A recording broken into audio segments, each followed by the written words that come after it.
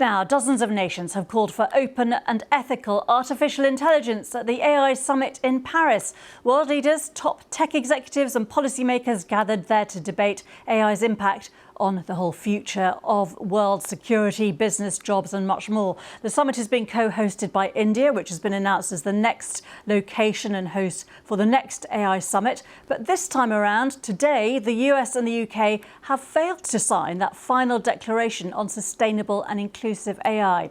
Well, India's Prime Minister Narendra Modi told the conference that AI is developing at an unprecedented scale and speed and called for global efforts to introduce governance rules. He also spoke of the potential for AI to create jobs. We are at the dawn of the AI age that will shape the course of humanity. Some people worry about machines becoming superior in intelligence to humans, but no one holds the key to our collective future and shared destiny other than us humans. That sense of responsibility must guide us. Narendra Modi, the Indian Prime Minister there. Well, the US Vice President J.D. Vance called on European countries to be optimistic about AI technology. The Trump administration will ensure that the most powerful AI systems are built in the U.S. with American-designed and manufactured chips. Now, just because we're the leader doesn't mean we want to or need to go it alone, of course. And let me be emphatic about this point. America wants to partner with all of you. And we want to embark on the AI revolution before us with a spirit of openness and collaboration. But to create that kind of trust, we need international regulatory regimes that fosters the creation of AI technology rather than strangles it. And we need our European friends in particular to look to this new frontier with optimism rather than trepidation. Well, although the summit is taking place, as I said, India has been co-hosting that event alongside the French. So I'm joined now by the co-founder of the AI for India programme, Shashi Shekhar Vempati. Thank you very much for being with us.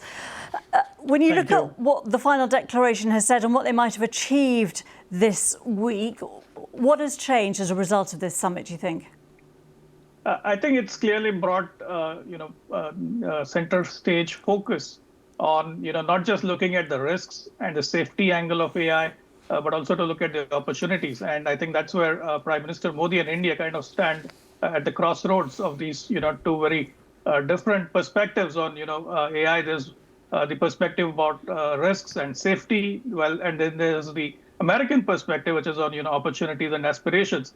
And if you look at Mr. Modi's remarks today, he's clearly focused that, we should not just overly, be concerned about the risk, but we should also look at, the potential opportunities. And this is something that he has led by example.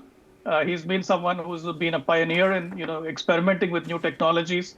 Though he was a victim himself of, AI-based deepfakes during the election campaign, he was also the first one to use AI for his political speeches, translating them in multiple Indian languages.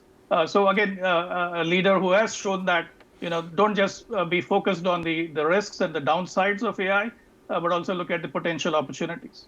And he was talking there in the clip that we played about the potential for new jobs, and that obviously there's a huge fear around mass job losses and what that could do to the structure of societies and sort of human connection.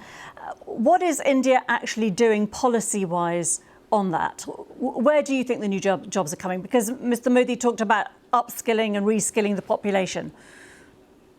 Sure. So if you look at the focus of the Modi government on AI, it is centered around what is called the India AI mission. It has broadly three areas of focus. The first is on building compute capacity within India. So there's a whole program to build a cloud-based public-private partnership model for providing compute capacity for AI developers and researchers. So that is one aspect of the program. The other is, of course, making publicly available data sets so that models are built with Indian data, Indian context in mind, and that's opening up an entire area of opportunity, not only on the AI development side, but more importantly on the data enrichment side. And that's a sweet spot for India, which has traditionally provided IT services, business process outsourcing services, and of late, global capability centers. So there's a big opportunity there in curating data sets, enriching them, making them AI ready. Can I just ask you, Shashi, just 10 seconds. Is it dangerous that the US and the UK didn't sign at the end? 10 seconds. No, I don't think so. I think it's a conversation, and I think Mr. Modi is going to the US tomorrow. I'm sure the conversation will continue when the summit comes back to India. OK, Shashi Shekhar Vempathi, thank you very much indeed for being with us.